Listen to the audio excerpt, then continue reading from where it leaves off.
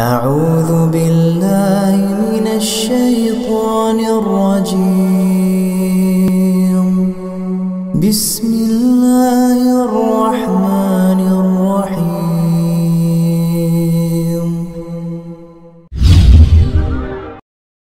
ورحمة الله وبركاته. إن الحمد لله نحمده ونستعينه ونستغفره ونعوذ بالله من شرور أنفسنا وسيئات أعمالنا من يهده الله فلا مضل له ومن يضلل فلا هادي له. أشهد أن لا إله إلا الله وحده لا شريك له وأشهد أن محمدا عبده ورسوله. اللهم صل وسلم على نبينا محمد وعلى آله وصحبه أجمعين. أما بعد. Ma'asyiral muslimin wal muslimat rahimani wa rahimakumullah. Kita akan melanjutkan kajian Aqidah Ahlussunnah wal Jamaah yang ditulis oleh Imam Kharab bin Ismail Al-Kirmani rahimahullah ta'ala. Pembahasan kita sekarang membahas masalah sumber agama Islam. Kita kaum muslimin harus punya pedoman, yang itu untuk merujuk kita, kembali kita dalam semua urusan. Dan sumber agama Islam bukan akal kita, dan bukan hasil musyawarah, bukan perasaan atau pendapat orang. Maka dijelaskan di sini oleh Al-Imam Kharab bin Ismail, "Waddinu innama huwa kitabullah." Agama Islam ini kita cari pembahasannya di dalam kitab Allah. Jadi bukan akal kita. Wa asarun, dan juga asar-asar peninggalan yang disampaikan oleh Rasulullah sallallahu alaihi wasallam.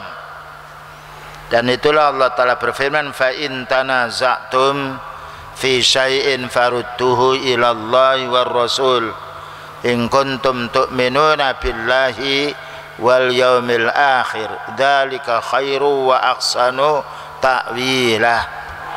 Kalau kamu berselisih dalam semua urusan, maka kembalikanlah kepada Allah, maknanya Al-Quran, wa Rasul, maknanya Nabi Muhammad sallallahu alaihi wasallam, yaitu hadisnya, wa sunanun, dan juga sunahnya beliau.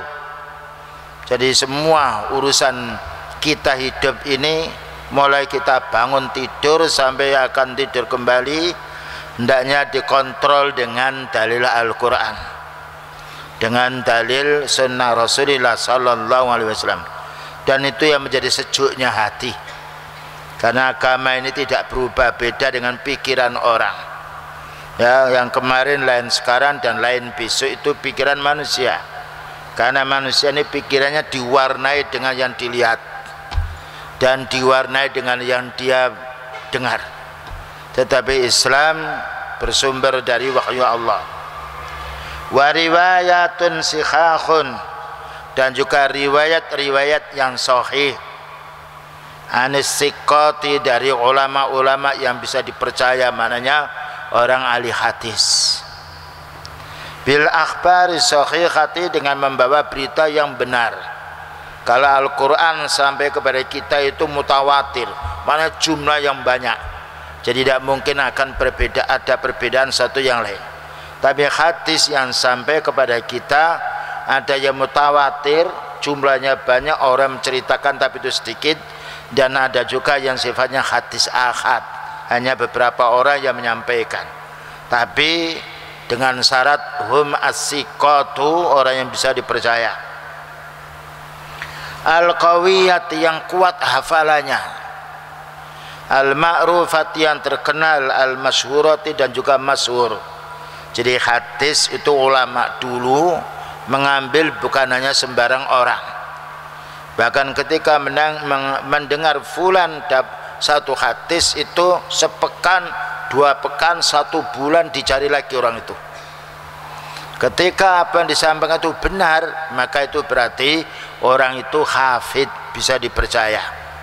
Bahkan Imam Bukhari pernah pula dipanggil untuk yaitu membacakan hadis yang dihafal 100 hadis. Ketika dipanggil dan hafal semua itu menunjukkan khufat, mana orang yang hafal hadis. Begitu orang dahulu mengambil ilmu supaya tidak menyesatkan orang. Karena itu tidak ada hadis yang bertentangan dengan Al-Quran, karena hadis itu juga wahyu. Dan tidak ada kitab di permukaan dunia ini yang dipelihara oleh Allah Ta'ala, dijaga dari perubahan, melainkan hanya 2, Al-Quran dan hadis Rasulullah Sallallahu Alaihi Wasallam. Ya, jadi hadis ini orangnya dicatat. Nah, dari mana kelahirannya, dengan siapa dia mendengar, semuanya dicatat. Dan inilah menunjukkan benarnya Islam. Yarwi hasiqatu al-awwalu al-ma'rufu, yang mana diriwayatkan hadis itu dari orang-orang yang bisa dipercaya. Manisani as-siqatul ma'ruf, yang mana diriwayatkan dari yang kedua pula yang dapat dipercaya. Kalau ada pernah bohong sama manusia, tidak diterima hadisnya. Ini bang bohong, atau orang itu berbuat maksiat ketahuan, tidak diterima. Apalagi ahli bid'ah, tidak diterima hadisnya. Ini sikonya, dan itu semuanya karena Allah Ta'ala yang menjaga sunnah ini. Yusaddiqu ba'dhum ba'dhan, yang mana dia harus membenarkan satu sama lain. Karena itu hadis itu walaupun beda orang yang menyampaikan, jika itu memang bukan dari pembohong, maka ketemu. Tidak ada seminar ahli hadis kumpul jadi satu, tidak ada. Muktamar ahli hadis tidak ada zaman dulu. Karena apa? Hadis itu diambil dari orang-orang yang hafid, yang hafal, dan dari orang-orang yang istiqomah, dan tidak ada benturan hadis satu sama lain. Inilah nikmatnya kalau kita mau mengambil dasar ini dari Al-Quran dan hadis yang sahih. Kita sekarang itu enak, ibaratkan makan tidaklah mencari dulu, tapi sudah siap saji. Dan hadis itu sudah ditulis oleh para ulama di dalam kitab-kitab yang sahih. Bahkan ulama yang terkenal yang baru saja meninggal dunia, Syekh Albani rahimahullah ta'ala, yang mengoreksi hadis ini sahih dan tidaknya. Dan inilah menunjukkan kebenaran Allah Ta'ala berfirman, inna nahnu nazzalna dzikra wa inna lahu lahafidun. Sesungguhnya kami yang menurunkan peringatan Al-Quran ini dan kami yang menjaga. Karena itu kalau kita dibacakan ayat Allah Ta'ala, dibacakan hadis, tenang jiwa kita. Karena Allah berfirman, ala bidzikrillahi tatmainnul qulub. Ingatlah dengan zikrullah, termasuk membaca Al-Qurannya, memahaminya, dan juga membaca hadis, memahami maknanya dan mengamalkannya, menjadi tenangnya jiwa. Yusaddiqu ba'dhum ba'dhan, dia membenarkan satu sama lain, hatta yantahiya dzalika ilan Nabi sallallahu alaihi wasallam, sampai betul-betul berita itu bersambung kepada Rasulullah sallallahu alaihi wasallam.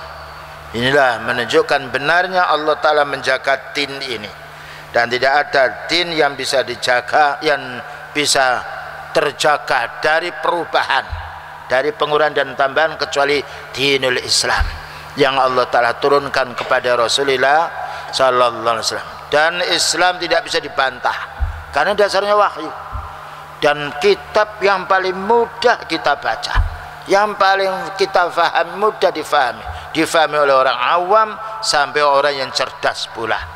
Karena memang Al-Quran adalah bicaranya Allah, yang mana Allah Ta'ala bicara untuk hambanya.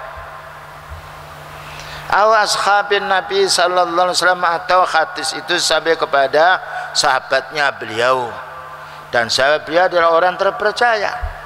Tidak mungkin sahabat bicara yang menyelisih sunnahnya Rasulullah sallallahu alaihi wasallam.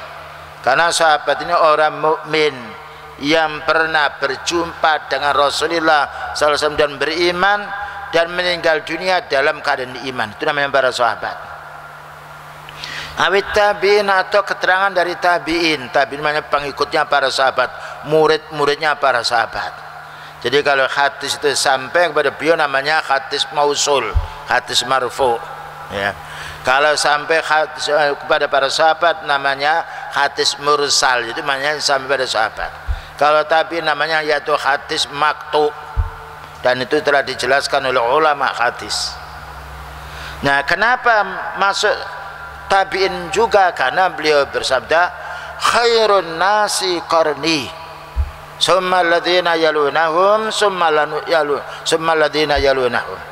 Paling baiknya generasi orang Islam itu adalah pada zaman hidupku, kemudian pada zaman tabi'in.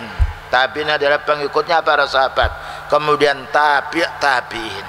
Karena itu tidak ada negeri yang tenang melainkan pada zaman beliau, pada zaman sahabat dan pada zaman tabi'in, yang mana kadang mereka berkelut dengan ayatnya Allah Ta'ala dan hadisnya Rasulullah Sallallahu Alaihi Wasallam.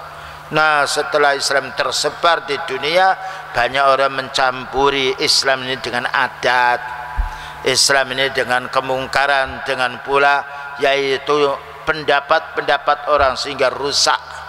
Oleh karena itu, kalau kita ingin kembali aslinya Islam, kita harus kembali kepada kitabnya Allah Ta'ala dan juga hadis Rasulullah Sallallahu Alaihi Wasallam dengan pemahaman para sahabat radhiyallahu anhum.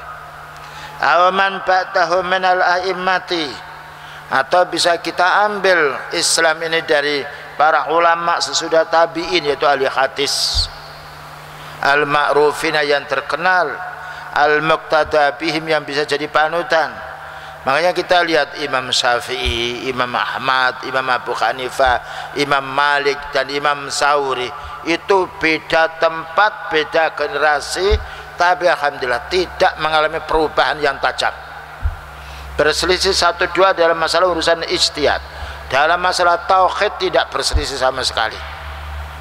Padahal mereka tidak pernah membuat kompromi, tetapi mereka mengambil yaitu dari ayat itu, difahami dengan hadis, sehingga pertemuan mereka dengan mereka adalah pertemuan sunnah, sekalipun tidak mengadakan kesepakatan dengan sidang atau yang lainnya. Ini menunjukkan kebenaran Islam. Al-mutamassikina bis sunnah, maknanya kita boleh mengambil pula ulama-ulama sekarang yang mengembalikan kita, yang mengajak kita kepada Al-Quran, mengajak kita kepada hadis beliau, mengajak kita kepada pemahaman para sahabat, para tabi'in. Ini bisa kita ikuti. Tapi kalau dicampur dengan falsafat, dicampur dengan pendapat, dicampur dengan budaya, kita harus menjauh. Karena Islam bukanlah budaya, budayanya budidayanya manusia. Berbeda, Islam adalah al-istislam. Makanya agama Islam bukanlah agama Muhammad, tetapi Islam makna istislam. Pengikutnya nama as-salafu, yaitu yang generasi yang pertama. Jadi Islam bukan diambil dari nama. Kalau Konghucu dari nama Buddha, Hindu, ya, dan juga Nasara dari kata Nazaret, Yahudi dari kata Yahuda, ya. Nah, itu diambil dari nama-nama perintisnya. Tapi karena Al-Quran ini yaitu firman Allah Ta'ala, dan agama ini adalah sumbernya wahyu, maka dinamakan Islam. Kita harus al-istislam, menyerah sepenuhnya diperintah oleh Allah Ta'ala dan Rasulnya. Selanjutnya pula al-nam wal muta'alliqina bil asari, kita boleh mengambil ilmu-ilmu yang mana mereka mengambil asar. Asar itu peninggalan beliau Rasulullah SAW, peninggalan para sahabat, para tabi'in, maka ini boleh kita ikuti. Alladzina la yu'rafuna bi bid'ah, yang mana mereka ini tidak dikenal orang yang ahli bid'ah. Tapi kalau dikenal ahli bid'ah, tidak boleh kita mengambil ilmunya. Jangankan itu, suka bohong saja tidak boleh. Kalau orang itu bohong beberapa kali namanya kadzab, hatinya namanya matruk, dibuang. Kalau pernah bohong atas nama Rasulullah SAW, padahal tidak ada, namanya hatinya dajjal. Itu pembohong-pembohong. Wala yut'anu alaihim bikadzibin, dan boleh kita mengambil ilmu yang mana orang itu tidak tercela karena banyak dustanya. Kalau sering berdusta atas nama Allah, berdusta atas manusia, tidak boleh kita mengambil ilmunya. Begitu indahnya orang dahulu. Wala yurmauna bi khilafin, dan dengan syarat orang itu tidak tertuduh orang-orang yang menyimpang. Tapi kalau tertuduh orang menyimpang sunnah, tidak boleh diambil ilmunya. Dan ini bukan hanya sekedar kita mendengarkan kajian, ya, menyampaikan ilmu din, tidak sembarang orang boleh menyampaikan ilmu din, baik di dalam sekolah maupun yang lainnya, karena ilmu din itu wahyu Allah. Walaisu ashaba kiyasin, dan kita mengambil ilmu bukan orang yang selalu mengkias. Oh, ini sama dengan ini sama dengan, jangan diraba oleh otaknya, karena din sumbernya bukan dari kias. Kias itu analogi, ya, mana ini disamakan ini tidak boleh. Kalau urusan duniawi, ya, hal-hal yang diharamkan oleh Allah Ta'ala, seperti Allah Ta'ala mengatakan wala tulku bi'aidikum ila tahlukah, dan jangan kamu jatuhkan tanganmu kepada kerusakan. Minum khamr hukumnya haram karena ada dalil. Nah, khamr itu dikatakan khamr karena memabukkan. Semua minuman atau makan yang memabukkan maka dikiaskan, karena itu bukan masalah urusan akidah, tetapi masalah urusan halal dan haram, maka boleh. Tapi masalah kita tidak ada kias. Wala ra'yin, dan Islam bukan pendapat. Kalau Islam pendapat maka masing-masing orang punya pendapat. Akhirnya Islamnya dibuang, yang menjadi pegangan adalah pendapat. Walaupun mereka pendiri kelompok, pendiri organisasi, apapun tidak boleh jadi pegangan. Karena kita tidak boleh pegangan pada orang. Dalam satu hadis, innallaha karihalakum salasan, Allah membenci kamu 3 perkara. Pertama, kira wakola, katanya tidak boleh. Jadi Islam itu bukan katanya tapi mana dalilnya, ya. Kemudian juga dijelaskan pula li'annal qiyas fid dini batilun, karena kias dalam masalah urusan agama ditolak. Di urusan din mana dalilnya, yang haram mana dalilnya, yang halal selagi tidak ada yang mengharamkan, yang wajib harus ada contoh, yang sunnah juga ada harus contoh. Warra'yu kadzalika, demikian juga masalah pendapat. Wa abtalu minhu, dan harus dibuang. Kita tidak kembali kepada pendapat kecuali dalam masalah urusan ijtihad yang bicara ulama sunnah ketika belum mendapatkan dalil. Nah, itu boleh. Tapi ini harus orang-orang yang punya ilmu. Tapi kalau orang berijtihad kemudian dia tahu Al-Quran menyelisih ijtihadnya, wajib kembali pada Al-Quran. Satu contoh gini, kita bepergian jauh lalu tidak tahu yaitu tentang kiblat, maka waktu sholat kita wajib sholat dengan kiblat yang kita yakini. Ternyata ketika kita sholat menjumpai orang, Pak, kiblatnya salah, maka harus berbalik. Nah, tetapi waktunya sholat kita tidak tahu, tidak boleh menangguh atau meninggalkan sholat, karena kita sholat harus tepat waktunya dan boleh berijtihad sebelum mengetahui kiblat itu. Tapi kalau ada orang beritahu dan orang itu bisa dipercaya, kita wajib kembali pada orang yang memberitahu kiblat, karena dia pada dasarnya di negeri itu. Tapi sekarang alhamdulillah, jadi ada HP Android itu bisa untuk mengetahui kiblat di mana saja. Jadi kita download di situ, yaitu tentang buslanya, akan tampil dan tidak berselisih, dan itu karena urusan dunia. Ya, jadi sebagaimana orang mengetahui tanggal sekian bulan itu di tempat itu, bintang di tempat itu urusan dunia, tidak ada satu masalah. Baik, kita lanjutkan. Keterangan yang disampaikan oleh Al-Imam Harb Al-Ismail ini dibahas atau disyarah oleh penjelasnya. Qala Tufi fi syarh mukhtasar ashabur ra'yi bi hasabil idafa hum kullu man tasarrafa fil ahkam bir ra'yi. Maknanya orang yang kembali kepada akalnya, yaitu orang yang membahas hukum Islam dengan akal, itu namanya ashabur ra'i.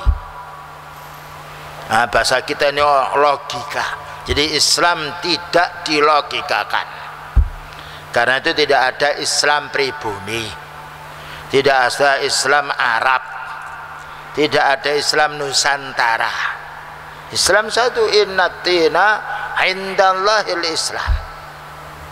Ya, pernah juga kita diadili di Kediri sana, kamu tuh Islam harus Islam Indonesia.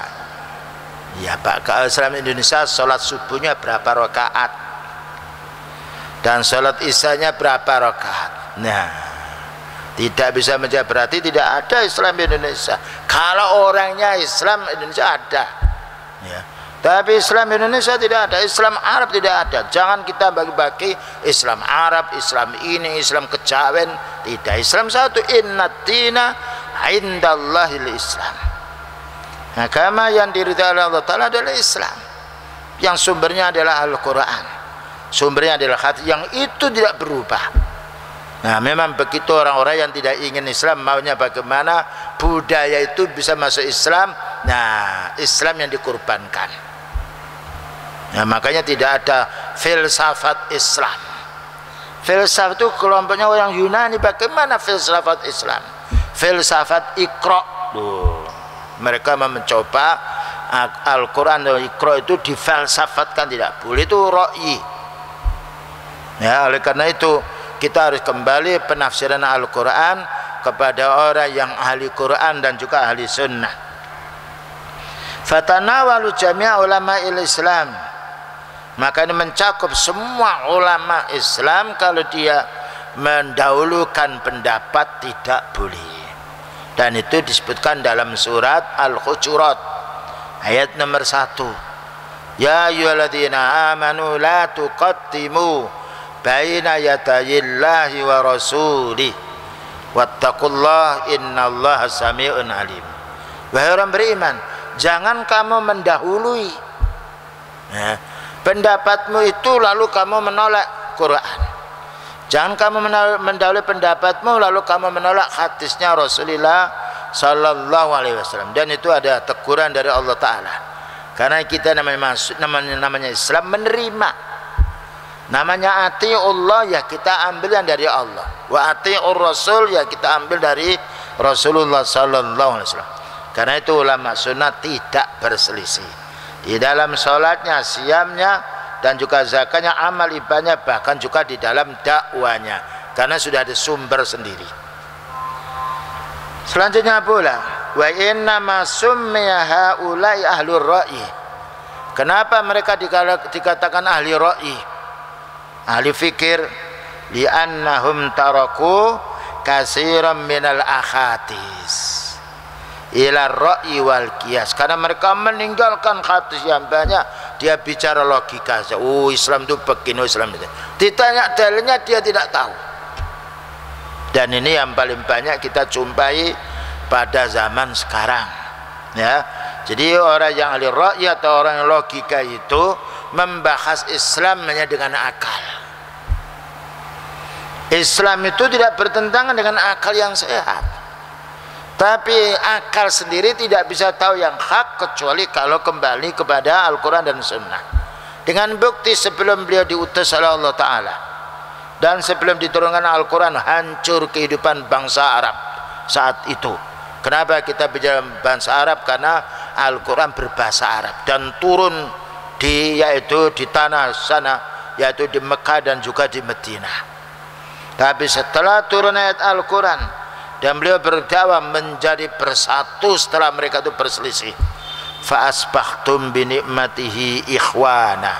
Allah berfirman, maka jadilah kamu para sahabat dengan nikmat Islam ini, yang itu sumbernya Al-Quran dan hadis. Dengan pemahaman para sahabat kalian menjadi bersaudara. Jadi dikatakan, kapan dikatakan ahli ra'i? Orang itu orang yang logika, karena apabila bicaranya banyak dari otaknya, dalilnya 1-2, dan dalil itu digiring dengan akalnya, itu namanya ahli ra'i atau ahli kalam. Nah, banyak para ulama mengatakan ilmu kalam itu maknanya dia pakai rasio murni. Selanjutnya pula summa dzakara, kemudian wal qiyasi, kembali kepada kias, kepada analogi. Ini adalah orang-orang ra'i. Makanya kalau kita melihat kitabnya Imam Bukhari, Muslim, Abu Dawud, Sunan Tirmidzi, Nasai, Ibnu Majah, Bulughul Maram, Imam Nawawi, tidak ada pendapat yang masuk di situ. Tetapi qala Allah Ta'ala wa qala Nabi sallallahu alaihi wasallam, baru keterangan para sahabat. Karena para sahabat adalah orang muslim yang hidup bersama beliau, yang mengambil ilmunya dari Rasulullah sallallahu alaihi wasallam, dan tidak ada satupun sahabat itu yang khianat. Karena itu kalau sudah disebut sahabat, mereka radhiyallahu anhum, Allah meridainya. Karena Allah Ta'ala meridai mereka, radhiyallahu anhum wa radu anhu. Kemudian juga dijelaskan summa dzakara asbaban lidzalika ya'tadiru biha li Abi Hanifah ila an qala wa akhiru ma sahha 'anil Imam Ahmad rahimahullah taala ihsanul qawli fihi. Kadang-kala mereka mengambil pendapatnya, katanya dari Abu Hanifah. Abu Hanifah tidaklah bicara dengan ra'inya. Subhanallah, Abu Hanifah ada kitab Tohawiyah yang itu menjadi rujukan sekian banyak para ulama dan disarah. Memang ada satu hal khilafnya Imam Abu Hanifah dalam masalah memaknai iman. Imam Abu Hanifah mengatakan iman itu adalah ucapan dan keyakinan. Amal bukan masuk dalam iman, tapi kita harus beramal. Jadi menyisihkan amal bukan dalam makna iman. Nah, itu hanya khilaf itu, tapi tetap Abu Hanifah membahas masalah fikih, masalah tauhid, cuma tidak menggolongkan amal itu bagian daripada iman. Yang benar adalah amal itu bagian daripada iman, karena beliau bersabda, yaitu dalam al-imanu bid'un wa sab'una syu'bah. Iman itu bercabang 73. Ya. A'laha la ilaha illallah, paling tingginya kalimat la ilaha illallah yang diucapkan oleh lisan kita. Wa adnaha imatatul adha 'anit thariq, dan paling rendahnya adalah menyingkirkan gangguan di jalan, itu namanya amal. Wal haya'u minal iman, malu itu bagian daripada iman, itu adalah amal hati. Jadi iman itu ada 3, kita ucapkan dengan yang kita yakini itu kebenarannya dari Allah Ta'ala, kemudian kita buktikan dengan amal. Ini adalah pendapatnya yang disepakati para ulama sunnah dengan dalil.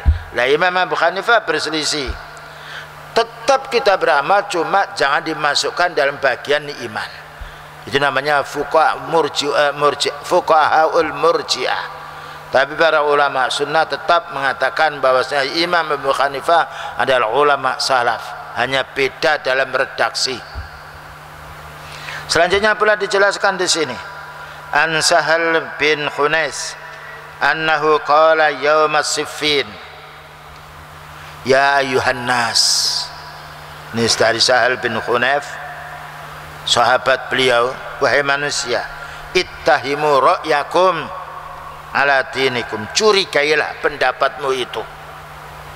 Ya, kembalikan pendapatmu itu kepada Al-Quran, kepada hadis. Jadi jangan sampai kita berpendapat dulu lalu cari dalil. Itu pekerjaannya orang ahli bid'ah, cari berpendapat dulu lalu cari-cari dalil mau dicocokkan. Yang benar itu kita mencari dalilnya dulu, lalu kita fahami dengan kita. Karena Islam tidak bertentangan dengan akal. Afala ta'qilun, belumkah kamu berpikir?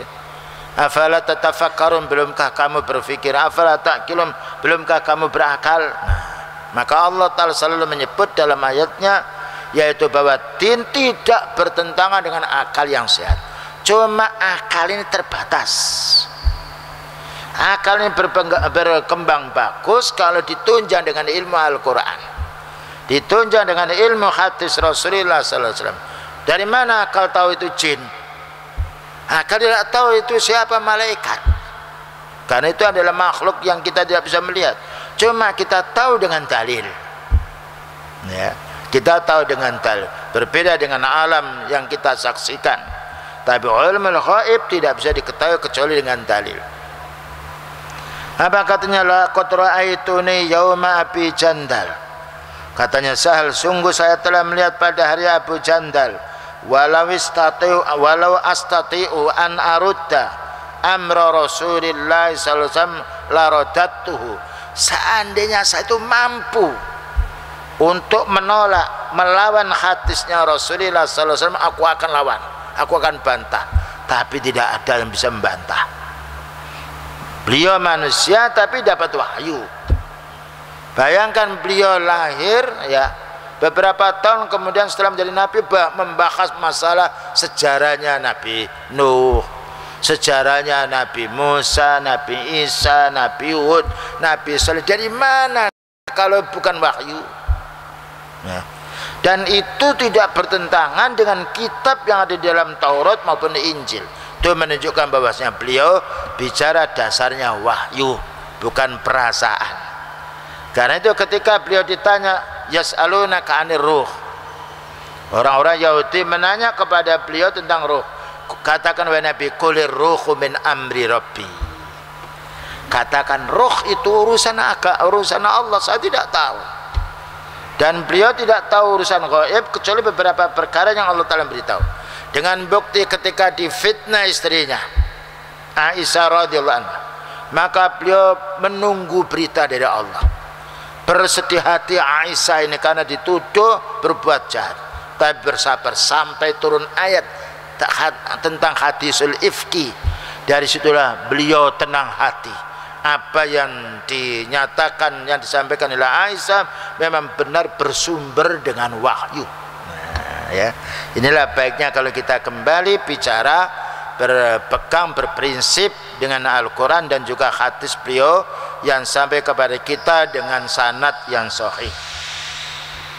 Selanjutnya pula, wa ma wada'na suyufana ala awatikina, katanya yaitu Sa'al bin Hunayf ini, tidaklah kami meletakkan pedang-pedang kami di pundak kami, ila amrin yud'inuna, kepada perkara yang membuat yaitu ketakutan kita, illa ashalna bina ila amrin na'rifu, melainkan kami dimudahkan oleh Allah Ta'ala untuk mengetahui hukumnya. Nah, inilah kenyataan orang dahulu. Ghairu hadzal amri, oleh karena itu banyak orang masuk Islam saat itu karena memahami betul. Orang-orang tukang syair, dia mengira beliau tukang syair, bukan tukang syair. Mengira bahwa ini dukun, bukan dukun. Dan Imam Bukhari memberi bab bawwabal Bukhari babu ma yudhkaru fi dhammir ra'yi wa takallufil qiyas. Ini dalam kitab Bukhari ada bab dhammur ra'yi, tercela agama ini dibahas dengan pendapat. Dan juga tercela pula bagi orang bahas agama dengan kias. Ya, kias itu boleh dalam masalah urusan duniawi. Kita tidak ada kias, sholat tidak ada kias. Makanya maghrib, isya, subuh, duhur, asar beda. Ya, tidak bisa dijangkau dengan akal kita, karena itu ketetapan dari Allah. Caranya bagaimana? Kenapa sholat subuh 2 rakaat? Dalilnya 2 rakaat. Berhenti. Kenapa sholat maghrib 3 rakaat? Beliau memberi contoh kita sholat maghrib 3 rakaat. Tidak bisa dijangkau dengan akal. Kita harus sami'na wa ata'na. Qala Imam Barbahari rahimahullah ta'ala, wa alam rahimakallah anna man qala fi dinillah, siapa mengatakan agama Allah Ta'ala itu biraihi, dengan pendapat dia, ini Islam, tapi otak dia bicara, wa qiyasihi wa ta'wilihi, dan dia mengkiaskan agamanya seperti ini, min ghairi hujjatin minas sunnati, tanpa ada dalil dari sunnah.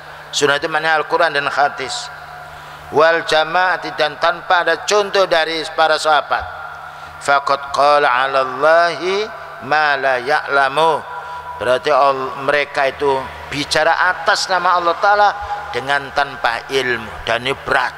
Bicara atas nama Allah Ta'ala tanpa ilmu lebih berat daripada orang berbuat syirik. Karena orang berbuat syirik bahaya terhadap dia sendiri. Tapi kalau bicara tanpa ilmu akan terkesan oleh orang-orang awam. Makanya dosa yang paling besar wa antaqulu 'alallahi ma la ta'lamun. Janganlah kamu bicara atas nama Allah Ta'ala yang kamu tidak tahu dalil. Jadi kalau kita bicara harus disiapkan dalil. Kalau sudah tahu dalilnya baru bicara. Sebagaimana orang bangun masjid, kalau sudah tahu dia strukturnya, ini bahannya apa, baru dia membangun. Bukan bangun dulu lalu baru berpikir. Urusan dunia didahulukan dengan ilmu. Bagaimana membahas masalah urusan din lalu hawa nafsu dulu kemudian mencari dalilnya, ini tidak boleh. Makanya orang membahas din dengan hawa nafsu berarti mempertuhankan dirinya sebagai Tuhan. Naudzubillah min dzalik. Karena Allah berfirman, afara'aita man ittakhadha ilahahu hawahu. Tahukah engkau wahai Nabi, orang yang menjadikan hawa nafsunya itu Tuhannya. Jadi apa yang terlintas dalam pikirannya dia katakan, haram atau halal atau wajib atau sunnah. Inilah bahayanya orang bicara tanpa ilmu.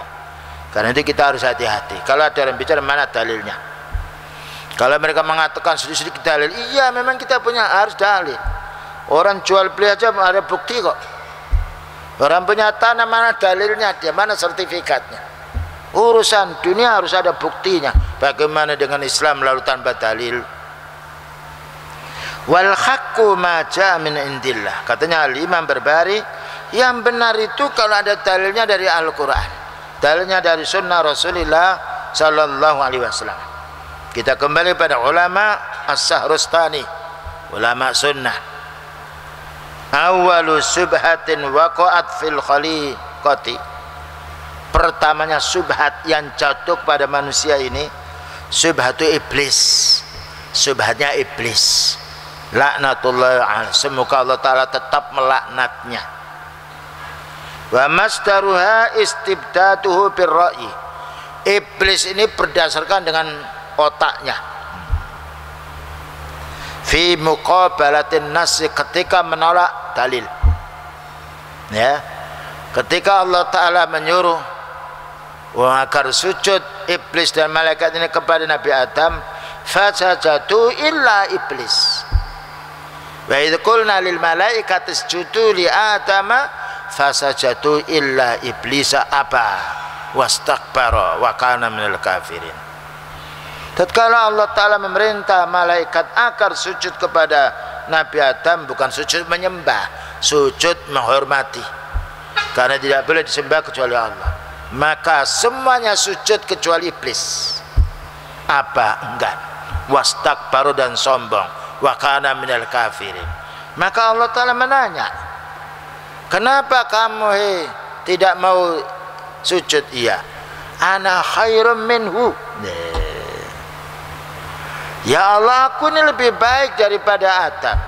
Kenapa? Khalaqtani min narin wa khalaqtahu min tin. Karena engkau ya Allah menjadikan saya dari bara api, sedangkan Adam dari tanah. Ini namanya kias. Kias yang batil. Mana mungkin api itu lebih bagus daripada tanah? Ditolak oleh pikiran sehat. Kita menginjak tanah tidak apa-apa. Menginjak api 1 jam mati kita, jangankan 1 jam. Tanah kita injak, kita cangkuli, ya, kita tanami, ya, kita buat jalan raya, kita buat bangunan, tidak marah tanah itu. Karena beliau unsurnya dari tanah. Sedangkan api kecil sekian kalau dilemparkan terbakar semuanya. Tahu korek? Korek itu kalau kita ingatnya naik dia api itu. Itu namanya kias yang batil. Ya, menjadi mereka menolak sujud karena apa? Menganggap dirinya lebih baik daripada Nabi Adam dengan alasan Allah menciptakan saya dari bara api. Betul. Tapi salahnya menganggap bara api itu lebih baik daripada tanah. Ini yang salah. Karena kebaikan manusia bukan kebaikan makhluk, bukan dari asalnya, tetapi karena ketaatan dia kepada Allah. Dan inilah yang ditinggalkan oleh iblis. Makanya Allah Ta'ala melaknat. Dan walaupun demikian iblis itu janji, Ya Allah, karena engkau telah menyesatkan aku, padahal Allah Ta'ala tidak menyesatkan, tapi Allah menghukumnya, maka tangguhkan aku ini sampai hari kiamat untuk menggoda hambamu. La ughwiyannahum ajmaina illa ibadaka minhumul mukhlasin. Akan kami goda semuanya manusia kecuali hambamu yang ikhlas beribadah kepadamu ya Allah, dengan sunnah kami tidak mampu. Nah, begitulah sombongnya iblis. Ya, makanya kita tidak boleh mengikuti iblis. Wala tattabi'u khutuwatis syaitan innahu lakum aduwwum mubin. Waqtarahul hawa fi mu'aradatil amri. Maka iblis ini mengikuti hawa nafsunya untuk menolak kebenaran. Ya. Jadi iblis mengikuti, saya dari api kok. Gimana Allah Ta'ala merintah saya sujud kepada Nabi Adam yang dia dari tanah? Ini namanya mengikuti ittaba'al hawa. Makanya Allah berfirman, wala tattabi'ul hawa fayudilluka an sabilillah. Kamu jangan mengikuti hawa nafsu, karena hawa nafsu itu akan menyesatkan kamu dari jalan Allah. Wastikbaruhu bil madatil lati khuliqa minha wa yannar. Dan iblis merasa sombong karena dia diciptakan dari api. Ala matati Adam wa hiya min yatin. Dan karena Nabi Adam dibuat Allah Ta'ala dari tanah, padahal tanah itu manfaatnya banyak sekali. Makanya kita tidak boleh yaitu sombong. Ketika Nabi Adam berdosa, Nabi Adam istighfar, Rabbana dzalamna anfusana wa illam tahfir lana wa tarhamna lanakunanna minal khasirin. Istri dan Nabi Adam istighfar. Nah, maka kita juga demikian. Ketika kita salah, kita harus istighfar, karena orang tua kita istighfar, dan Allah Ta'ala menerima pengampunan, menerima yaitu permintaan ampun dari hambanya selagi kita belum sekarat maut. Selanjutnya pula, qala ba'du alul ilmi inna awwala man ista'malal qiyas. Pertama kali orang pakai analogi, pakai rasio, iblis ini. Khaisu lam yud'in li amri rabbih, karena dia tidak mau taat atas perintah Allah Ta'ala. Bal aradahu bi qiyasin fasidin, tetapi mereka menolak perintah Allah Ta'ala dengan kias yang salah. Qala Ibnu Abil Izzi rahimahullah ta'ala, pensyarat kitab yaitu Tahawiyah, kullu man qala bi ra'yihi, siapa yang bicara masalah Islam dengan pendapatnya, au dauqihi atau perasaannya, au siasati atau dengan politiknya, ma'wujudin nasi padahal ada dalil, au aradan nasi bil ma'kul atau dalil itu ditolak dengan akalnya, faqad saha iblisa, berarti dia telah faqad dhaha iblisa, berarti dia telah menyamai wataknya iblis. Naudzubillah min dzalik. Haitsu lam yuslim li amri rabbih, karena mereka tidak mau menerima yaitu perintah Allah. Jadi kesimpulannya kaum muslimin, ya, kita menuntut ilmu, apapun yang kita kerjakan harus ada dalil. Tidak boleh dalilnya ini orang tua saya. Kalau urusan dunia tidak mengapa, urusan din, akidah, urusan ibadah tidak boleh kita berpegang kata bapak kita. Nama rumah gimana? Iya, bapak dulu buat rumah seperti ini, boleh urusan dunia. Karena beliau bersabda, antum a'lamu bi umuri dunyakum, kamulah yang lebih tahu dalam masalah urusan dunia. Makanya dunia berkembang, tetapi Islam tetap sama. Apa yang disampaikan oleh beliau tidak berubah sampai hari kiamat nanti. Begitulah kaum muslimin yang dapat disampaikan. Semoga kita tetap menjadi orang selalu istiqamah, berpegang kepada Al-Quran dan hadis dengan pemahaman para sahabat radhiyallahu anhu sampai akhir hayat kita. Wa sallallahu ala nabiyyina Muhammadin wa ala alihi wa sahbihi wasallam. Subhanakallahumma bihamdika asyhadu an la ilaha illa anta astaghfiruka wa atubu ilaik. Walhamdulillahirabbil alamin. Wassalamualaikum warahmatullahi wabarakatuh.